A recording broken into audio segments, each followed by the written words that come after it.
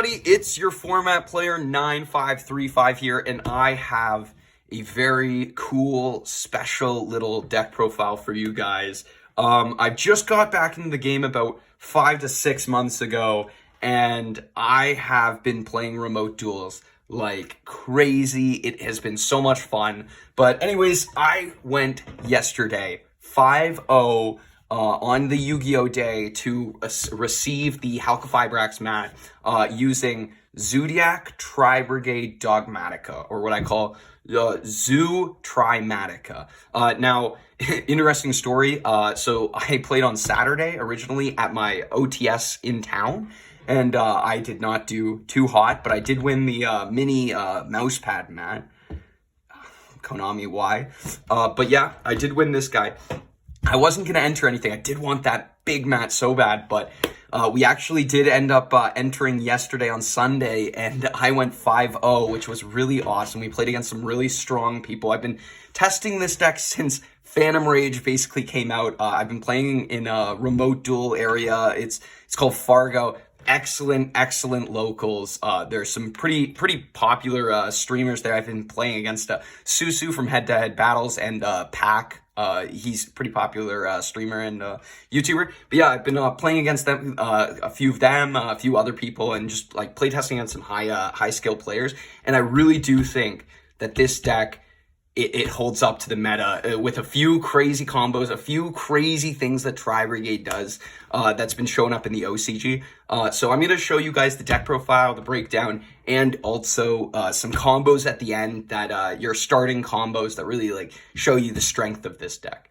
We have 3 Zoodiac Thoroughblade and 3 Zoodiac Ram, and 1 Whiptail. So I decided to play these guys specifically because I wanted to play the Thoroughblade and the Ram because I wanted to ensure that I get that discard to draw to cycle because you do not actually need to just use your normal summon. Like, you can use your special, like, you have some special summons in this deck as well. And so what Thoroughblade does is when you normal summon it or you special summon it off Barrage, it kind of lures out like that Gamma, that Ash, right?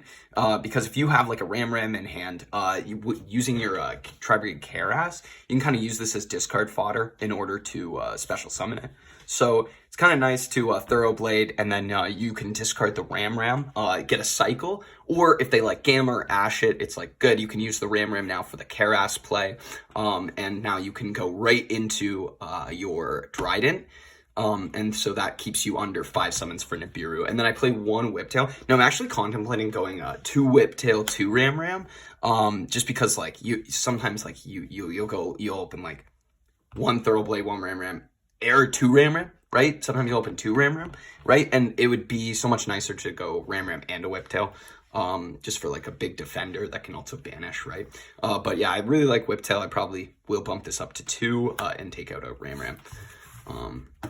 Yeah, and then you play obviously your Barrage. Barrage is fucking crazy. This card's broken. And then you play your 3 Tenki. This card is disgusting, not only because it searches all of your Zoodiac monsters, but it also searches for your best Tri-Brigade card. This guy right here. 3 Tri-Brigade Fractal. So what this guy reads is basically you can discard it as cost, and then it lets you Foolish Burial another Tri-Brigade monster. So why that's really good is because it's going to Foolish Burial 99% of the time your Nerval, which you play 2 of. And so when this guy's sent to the graveyard by any means, you get to search for another Tri-Brigade card, so you kind of search for another Fractal or your 1 copy of Keras. So I play 6 of the Tri-Brigades. If I were playing like just Tri-Brigade Zoo or just Tri-Brigade Dogmatica or something like that, I'd probably like bump the numbers up with the Tri-Brigades. But the thing is you don't actually need like a ton of these because the Tri-Brigades, okay, the reason the Tri-Brigades are so good is because they give you a better first turn play than just Trident Pass, right? Like, they give you a lot better of like a foothold. Like, Sigmorg and Statue is like your main go-to combo. And to be honest, like, it's so great against the meta. Like, it literally, if you go first and you play that card, it basically stops like 90% of the decks, right? Sorry. So what these cards kind of act as is they kind of act as like well, obviously like a mini engine, but a mini engine that you can use your normal first turn play in order to like kind of improve it, right? You're gonna like make that a first turn play like excel so much more and do so much more than just like a pop. You're gonna have a pop and you're gonna have a stop their whole summoning other than wins, which is really disgusting. You don't even have to use your normal summon to get these guys out. That's why Karas is so good. This one basically discards any beast, or winged beast to special summon himself. So if you open 2 Ram, right, and a Tri-Brigade monster, you can discard one of the Ram to special the Karas, and then normal summon the Ram, and then you have a Dryden and a Tri-Brigade monster to use. You want for the Fractal, though, because the Fractal is really good, because when you discard it to send it to grave, to Foolish Burial another card, you're actually putting the Beast Warrior, and Winged Beast fodder in the graveyard, which is what you need for all the Tri-Brigade monsters' effects. Basically, they act as like link miracle summons for any Beast Warrior or Winged Beast Link monster. So that is really spicy. And the only catch-all for these guys is that for the rest of the turn, the only link material you can use are Beast Warrior or Winged Beast, which is totally fine, because that means you can still overlay and exceed in your like Zeus and your Zoodiac plays, right? But you can also use them, your Zoodiac stuff, as link material for your Tri-Brigade stuff. So yeah, you're going to play these 6 here. I might bump up Karas to 2 because you can discard a Karas for a Karas.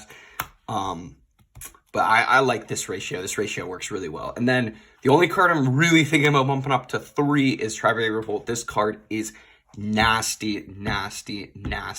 So basically what it does is it's going to, on activation, after it resolves special summon, usually 4, you're going to special summon 4 Beast or Winged Beast that are banished or in the graveyard, and then you're immediately going to link summon into your Shurag. And so you're going to see Shurag later, but it is crazy. It's a 3,000 body that non-target banishes a card on the field. This is your out to Dragoons. This is your out to a lot of things. This is disgusting against Eldritch. This is disgusting against Invoked. You want to see this card a lot. The only reason I play 2 is because it's not searchable, so you want to play more than 1, but I don't play 3 because you don't want really like 2 in your opening hand. But honestly, dude, sometimes you do want 2 in your opening hand. Like sometimes it's sick to go activate, use your material, go Shurag, then end phase, or you do that on the end phase, and then during your standby phase you activate the second one, get another banish, get a Farragut. Like, oh my god, it's that trap card's gross. It's won me a lot of games, this card. It's crazy. And if you play 3 of it, it's an easy side out for if you go second. Like you can side 2 or 1 out or all 3 out, right? Next, we're going on to the Dogmatica package. So, of course, you play your 3 Nadir Servant. This card is crazy. This also works really well with the Tri-Brigade stuff because you can discard your Fractal to the grave, and it'll lure out the Ash a lot of the time. Same with your Zoodiac Thoroughblades, right? So you can do your extra deck plays before you do this, and a lot of the time your extra deck plays will actually lure out the Ashes and the hand traps so that later you can Nadirs. Also, if you want to overextend, you can actually, with a Nadir Servant, overextend into a, run into their Nibiru, and then they'll Nibiru you, and you'll just go Nadir Servant, pop their card, and then go into Maximus. So these are the cards I play. I play 1 Ecclesia, 1 Fleur-de-Lis, 1 Maximus, and 1 Punishment. So I'm thinking about putting the Ecclesia to 2, but this is working out really well. So Maximus, you have to be very smart with this card. This card it's kind of dangerous. It's kind of like playing a little bit of blackjack. Like you're like, does your opponent have the Entis? Do they have the Titanic land? So you have to be wary of playing this on turn 1. However, even if they Entis after you already make your Sigmorg play with the Fractal, to keep it under 4 summons, the Sigmorg can't be targeted by card effects. So you can do this. They could send an Entis. They're going to pop the Maximus, yes, but you're going to keep the Sigmorg. You're going to get a barrier statue, and you're going to get to send 2 of your extra deck cards to the graveyard, giving you more like resources to kind of defend yourself with and defend your barrier statue with. Ecclesia is disgusting to get your punishment. It is like specifically to get this card. The reason you want to get this card is so that you can set it and pop anything that would be normal summon to attack your statue. Just because your statue is like such a crazy floodgate. Like, it stops so many decks. So if you can defend it, sometimes that just wins you the game. However, sometimes you just want to leave your statue there, let it get popped. You'll set your punishment. They'll attack in your statue because they want to lure out your punishment. You'll let it go, and then next turn you'll drop like a Zoodiac, and you'll go into your Zeus or Dryden play, or you'll drop a Tri-Brigade and you'll go into your Shireg, and then you'll Dogmatica punishment. So it'll just be like a crazy follow-up play, right? So sometimes you can play like mind games with this card. You don't have to use it. And then Fleur-de-Lis is just like, it's a crazy card. Sometimes this card's just so good because it like just is like a free 3K body that can that also boosts these guys and can hit like for game. Like literally going Fractal, going into the Shireg, special summoning a Fleur-de-Lis, that's 8K to the dome. Like that's 8,000 right there. So that's game. And you only have to do one normal summon to get it. And it's very easy that happened quite a bit in the Yu-Gi-Oh! Tournament. So yeah, that's those are all the archetype packages. I think it's like 27 cards. So we had a few spaces for some extra stuff here. So we got the hand traps. So I played 3 Ash and 3 Imperm. So I only play 6 hand traps. Now, people might be like, yo, why are you playing 6 hand traps? You want to go first in this deck. You want to go first like every time. If you go second in this deck, that is okay, because I wanted to, like, all these cards are like 1-turn starters, right? So if you go second, like, you can do your Zoodiac normal summon into your Zeus, try and remove their field. You can send your Tri-Brigade Fractal, banish it, and get your Shireg, right? So then you can banish stuff. Like, you're okay going second, especially with a couple going second cards. But these hand traps right here were the most versatile, and also Imperm you can play on your turn. You can play it on their VFD, because I also play 2 Droplet for when I go second. So this is kind of like what I played instead of Nibiru. So I was thinking about playing Nibiru in the main. But the thing is at the Yu-Gi-Oh! Day on Saturday, I noticed a lot of people were playing more controlling decks. A lot of people were playing Invoked. A lot of people were playing Eldritch, right? Less people were playing the combo, right? Because a lot of people know where the pinpoints are for the combo decks now. Don't get me wrong, Infernoble Knights looking at your hand is disgusting, right? But if you have enough hand traps, which most people do, they'll stop you, which means there is less of those combo decks around to begin with, right? So my thought was, I'll side my Nibirus for when I for sure play combo decks and I for sure go second, and I'll play more versatile cards. So the reason I like Droplets and Imperm is because you can play these going first and second, right? Nibiru, you don't always want to play going first, right? So these cards are a little bit more versatile, and then Ash obviously can stop a lot of different plays. Virtual World, this stops Virtual World in its tracks. So yeah, and then I played 2 triple tactic talents. So these 2 are like kind of my like break board if I go second, right? And also you can send the Imperm to the grave in order to get your you stop traps from being activated, right? And so you can stop like their VFD. You can stop Mechaba. That was one of my crazy plays, as I went evenly matched. They went Mechaba, negate, and I went Droplet, send the evenly matched to the grave. I still 1 card left. They negated their Mechaba. It was a very nice, like, smooth play, right? I also played for a trap card. I played an Imperial Order. So this was to really, like, floodgate any spells, right? A lot of the spells I would have played. It kind of goes against the Droplets here, but that's okay, because a lot of the time you'll just go Droplets first. Or if you Imperial Order something that's really important, a lot of the time that might just like win you the game, right? If you Imperial Order like an Invocation, or like you Imperial Order like, I don't know, like the Kowloon, sometimes that's a really good card. I played 1 Ice Dragon's Prison. So I wanted, this was like my 40th card. Honestly, I probably would replace this. And I don't know. I didn't draw it enough to really see it enough. Like, to be honest, like, I didn't see it enough. So I might replace this for like maybe these 2 for 2 strikes, solemn strikes, or like something like that. Or maybe replace the Order for another Ice Dragon's Prison, or replace this. I don't know. Let me know what your thoughts are down below. Yeah. So those were like the go second cards, and the I guess these were going first cards, but those were like the extra cards. And then you got 2 more cards that are kind of the quote bricks in the deck, but they're not bricks, or Barrier Statue and DD Crow. So DD Crow is disgusting because Maximus plus Farragut is an instantaneous DD Crow to your hand. at the end when you send Shirag because you have a banished beast. I'm going to show you guys the combo, but you can end usually with this on board, a DD Crow in hand, and then either a Dryden on field or a punishment on the field to defend this, a Sigmorg pointing at it, so I'll show you. But one of the cards that helps these not be bricks, well, DD Crow's not really a brick, it's a hand trap, but like you want to be able to add it from your deck to your hand. You don't really want to add it. You don't really want to have it already in your hand. The barrier statue is kind of a brick, although sometimes you can just like, you know, normal summon this and set like a forbidden droplets and they literally can't get over it because you can droplets halves their attack and there's not really a lot of like 2,000 normal summons in the game. So I think that's kind of funny. But yeah, so the thing that makes these guys not bricks is a card in the extra deck, which we are going to go into right now. But these two are very important in the deck. They are kind of like the reason that the Tri-Brigades also excel on your first turn play, because you get both of these directly into your hand and field, avoiding Nibiru and giving you like kind of like some defense. Like this is really disgusting against dinosaurs. You've used it against miscellaneous source when they send it like so many times, and so yeah, it really like helps out a lot.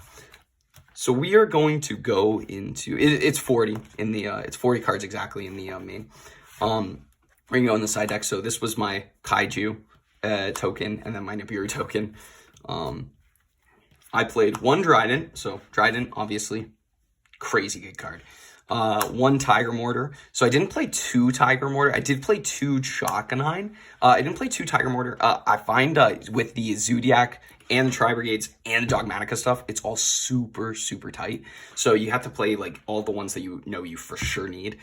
So I knew I needed at least one Tiger Mortar because there's the Chalkanine Tiger Mortar into the Dryden play, into Infinitrack Megaclops, which I did play. So I needed those. And then I also played a Hammer Kong and a Borbo, just because you could go like Borbo, attack directly. You go Hammer Kong and then a Chalkanine and then go Zeus, which is what I played. And then you'd have with the monster that you use for the material for the Borbo, that's 4, right? And then over here, that's the Megaclops play, which is what I played. And so those are the exact ones that you'll need. I would for sure cut this card. Megaclops did not come up one time in the entire 2 tournaments that I played. This card was not very good. Well, it's a great card. It's just like, there are better things to do.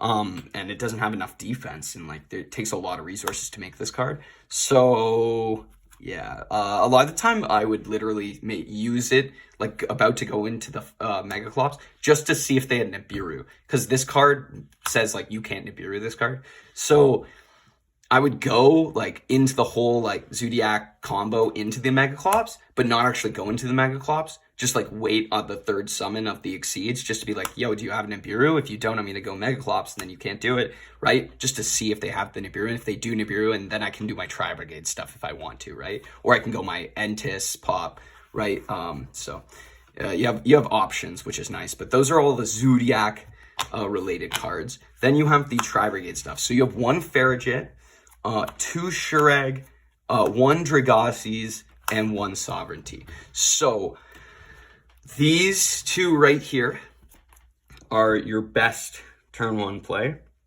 It is disgusting what you can do. This card with a statue underneath it is sometimes enough to just win you the game. Like straight up, it's just enough to win your game. It is crazy. Makes it untargetable by card effects as well, which means they basically have to destroy it by battle, or you know, they have to waste like a lightning storm or something. Actually, lightning storm doesn't even do it because the statue would be in defense. So yeah, there's like, it's kind of crazy. These 3, the reason the Tri-Brigade stuff works so well with the Dogmatica stuff is because when they're sent to the graveyard by any means, they get their effects. So this guy, when he's sent to the graveyard, Shirag, he is crazy. When he's sent to the graveyard, I get to add equal to the number of Beast Warrior, Winged Beasts that I have banished, and all of these guys banish at least 4 to summon them. And you know what level 4s are? The Zoodiac monsters, so it adds Zoodiacs. But equal the number of Beast Warrior, Winged Beasts in level, you'll get to add. So if you have 4 Beast Warrior, Winged Beast monsters banished, you get to add a level 4 Beast Warrior, Winged Beast. If you have 8, you could add Alpha, right? Because it's a level 8 beast. So this card is crazy as well because it works so well with the trap. Basically, if this card is special summon, or any Beast Warrior or Winged Beast is special summoned to the field, I get to non-target banish a card. So what you can do is, if you have the Revolt set, on end phase, you can go Revolt, Special, banish a card, then draw, standby main, normal summon any Zoodiac monster, overlay into any Zoodiac Exceed monster, get the effect of Shurag to non-target banish a card, which is crazy. So they basically have to respond to it if they don't want one of their cards banished, and also if they do respond to it, you can just, choose something else. If they have an Eldritch on the field in one of their trap cards, they may activate their trap, their Conquistador, to pop your Shurag. But guess what? You're banishing that Eldritch now, which is a resource that they didn't have before, or that they had before and they're not going to have anymore. And also, I get to now add a monster with its effect. Farragut, I'm thinking about bumping this up to 2. This might be the card I replace with the Megaclops, but basically, this card is insane because you can send it with Nadir's. You go Nadir Servant, send the Farragut to grave. I'll show you the combo. Basically, this card lets you send and add a Maximus or Ecclesia to your hand, and then you'll be able to put like either your barrier statue, or maybe you have like a second Ash that you don't need, or maybe you have your DD Crow you don't need. Whatever you don't want, you can just send. Maybe you have like too many Zoodiacs in your hand. It lets you just kind of like cycle out your hand and like get rid of any like bad cards that you don't need in your hand and like kind of like refresh it. A lot of the time, like this, it like helps you go into like, let's it help go into like your important cards. Like it lets you draw into like your Barrage, lets you help you draw into like any of your Tri-Brigade, like your Fractal and stuff like that. So it's just a nice card to like kind of like give you like benefits for the next turn. And also maybe it can draw you like a punishment, right? Who knows? It can draw you so many extenders, which is really nice. And all the cards in this deck are like really powerful on their own. So it lets you draw into like power cards. And then the last 2 cards in the deck, extra deck, are Titanic Land and Entis. Pretty self-explanatory. Titanic Land lets you special summon the Ecclesia or add the Fleur de Lis on end phase. Entis lets you pop 2 cards with punishment. So yeah, these cards were gross. I might bump up the Entis to 2, but yeah, it's working really well because the thing is you don't have to send either of these cards. You can send the Farragut or the either of the Shurag to the grave as well, and they'll act as it. And then I sent the Megaclops a lot as well because the Megaclops was like useless and had 4K, so like punishment could like destroy Conductor, Tyrannos and stuff. So yeah, that's all the main and side deck. Obviously 15 cards, and then the side deck. Sorry, that's the main extra.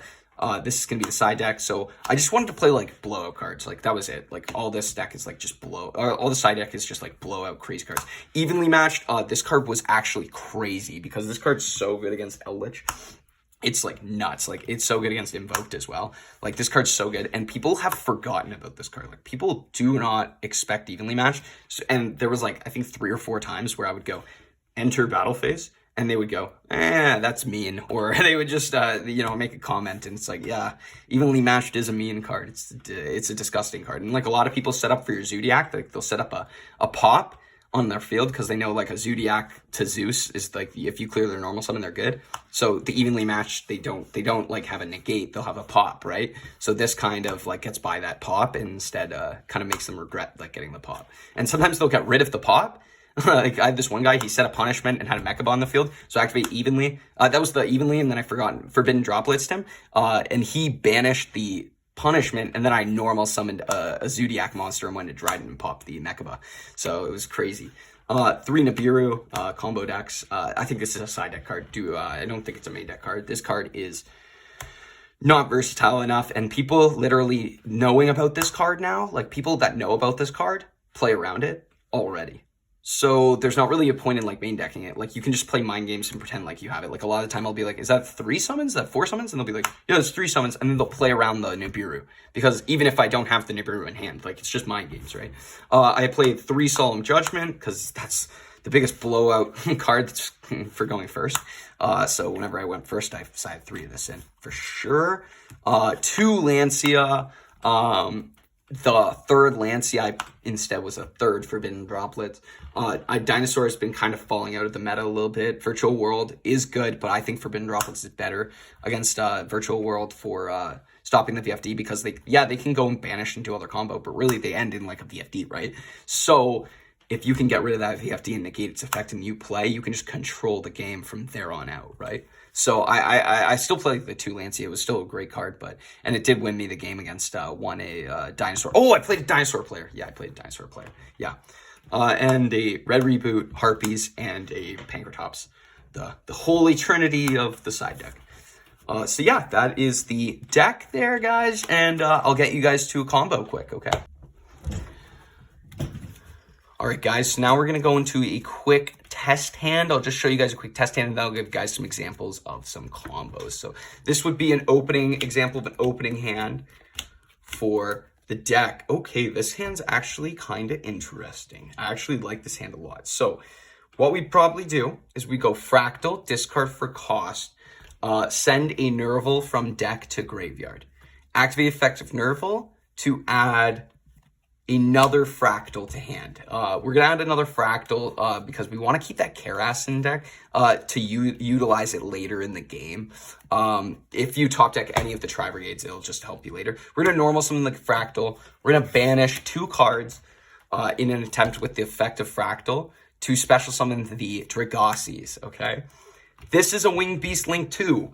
This is a level 1 or a 1 monster. That is a Link 3 with a Winged Beast. You can link those off into this Sigmorg. That is 3 summons right there, okay? We are then going to activate the Nadir Servant. Now imagine they have a Nibiru in hand, but they don't have that Ash, okay? We activate that Nadir Servant. We send that Farragut to the grave. This will search us out our Maximus, okay? We're going to activate the effect of the Farragut. Here, we'll cut for last. We're going to activate the effect of the Farragut, draw 1 card, and put the DD Crow back to the bottom. Okay? We're going to banish the Farragut or the Dragaces from the grave to special summon the Maximus. We're going to activate the effect of Maximus, sending a Shurag and a Titanic Land to the grave. Okay? We're going to activate the effect of Shurag. When it's sent to the graveyard, it's going to add equal to the number of banished monsters. So we have 3 at the moment. So we're going to get to add a level 3 or lower Winged Beast, Beast Warrior, or Beast. So we can add either the DD Crow or the Kerass, depending on what we want our next follow-up play to be. I personally am going to add the DD Crow. It's always nice to just have like a Crow in hand, just in case. So then what you're going to do is you're going to probably just pass your turn on setting 2, activate the effect of Sigmorg, activating the effect of Titanic Land. Titanic Land's going to let you add, it's going to let you special summon an Ecclesia. Then Ecclesia is going to let you add a Fleur-de-Lis to hand. And then the Sigmorg is going to special a barrier statue, probably. Doesn't really. Mech Knights aren't really doing much right now, so we'll just do that. All right, and that will be our end turn. Now, it was under 5 summons for Nibiru. We got a Maximus, an Ecclesia, and a Stormwinds. We got our Sovereignty that's protecting our Stormwinds. We have 2 set cards. They're both impermanents, but these could be like an Ice Dragon's Prison. They could be like an Imperial Order. They could be a Punishment. Could be a few other things. Then you have your Zoodiac Thoroughblade that you drew from your Farragut to replace your card for next turn follow-up with the Zeus. You have a Fleur-de-Lis for when they kill this in battle phase. You special summon the Fleur-de-Lis for a negate. You have a DD Crow to discard to banish. And also, on their end phase, if they are unable to get rid of the Sovereignty, you get to special summon a Nerval from the deck, even if they keep this up, right? But if they get rid of it, you get to special summon a Nerval from the deck, and then you draw. We'll draw for our turn. Jesus Christ. Another 3 impermanence. You can activate the effect of Nerval. Banish 1, 2, 3, 4. Banish 4 for cost. And go into another Shurag that is protected by the Sovereignty from being targeted. And you get to non-target banish a card. And you get to add a level 7 or lower Beast, Beast Warrior, Winged Beast from your deck when this card's sent to the grave. I don't know about you guys, but I think this deck's pretty crazy. It can do some pretty nutty things. Also, if instead of doing the Dogmatica stuff, you could go into the Thoroughblade and you could overlay into right. You go immediately into a Trident, and then you can pop anything that would threaten your statue. Yep, so that is the deck. Let me know in the comments below how you guys like it. Test it out. It really does well. It's beaten some pretty good players, I like to think, so I don't think the deck is lacking in ability. So yeah, let me know how you guys like it. Thank you guys very much for watching, and have a great day. Cheers.